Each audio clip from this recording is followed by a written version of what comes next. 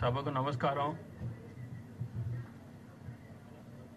సరిగ్గా 50 ఏళ్ల క్రితం అంటే 1974వ సంవత్సరం మా నాన్నగారు మా దివంగత అన్నగారి పేరున శ్రీ నందమూరి రామకృష్ణ గారి జ్ఞాపకార్థం నిర్మాణ సంస్థ స్థాపించారు.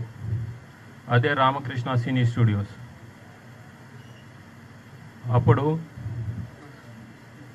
ఇప్పుడు ఈ రామకృష్ణ సినీ స్టూడియోస్ కూడా 50 వసంతాలు పూర్తి చేసుకుంది.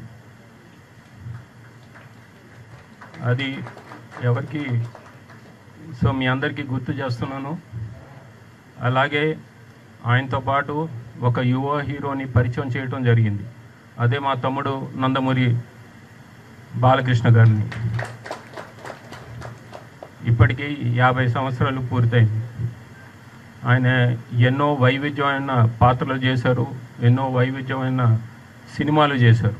అటు జానపదం కానివ్వండి, మైథలాజికల్ కానివ్వండి, పౌరాణికం కానివ్వండి, లేకపోతే సాంఘికం కానివ్వండి, ఎన్నో వైవిధ్యమైన పాత్రలు వేశారు ఆయన. మా నాన్నగారికి నిజమైన వారసుడు, నటన వారసుడు అని నిరూపించుకున్నాడు. మా నాన్నగారు కూడా ఈ ఇండస్ట్రీలో ఎన్నో పాత్రలు వేసి, ప్రతి నాయకుడి పాత్రను కూడా వేసి జనాన్ని మెప్పించాడు ఆయన. వయసుకు మించిన పాత్రలు కానివ్వండి, ఎన్నో వైవిధ్యమైన పాత్రలు. అలాగే మా తమ్ముడు బాలకృష్ణ కూడా అదే దారిలో ఆయన నటవారసుడిగా ఇప్పుడు ఆయన వేసిన పాత్రలు ఆయన ఒక్కడు తప్పితే వేరే నటుడు ఎవరు వేయలేరు. అంటే ఈ సాంఘికంలో కానివ్వండి, జానపదం, పౌరాణికం, ఎన్నో పాత్రలు వేశాడు ఆయన. నిరూపించుకున్నారు. ఆయనకు ఆయనే సాటని నిరూపించుకున్నారు. అలాగే రాజకీయంలో కానివ్వండి, మా నాన్నగారికి వారసుడిగా కూడా నిరూపించుకున్నారు. ఆయన హిందూపూర్లో హ్యాట్రిక్ విజయం సాధించారు.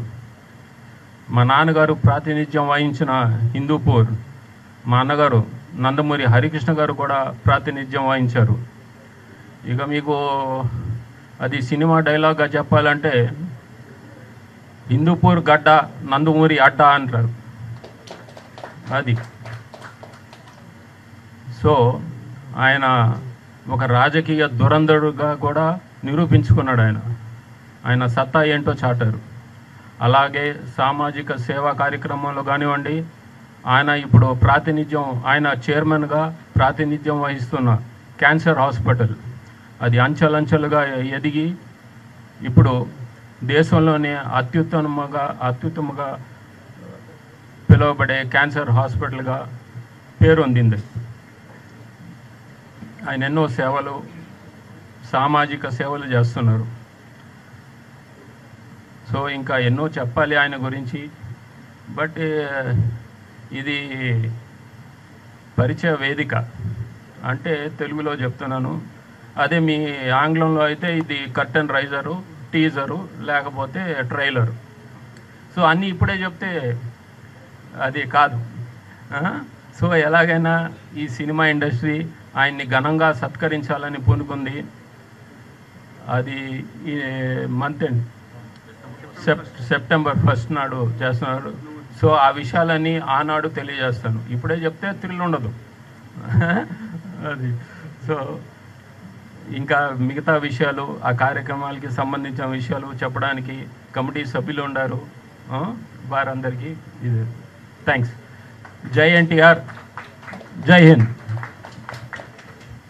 Thank you sir, thank you so much sir. మీ ఇద్దరి ఆశీస్సులతో ఈ కార్యక్రమం ఎంతో వైభవంగా జరగాలి మనస్ఫూర్తి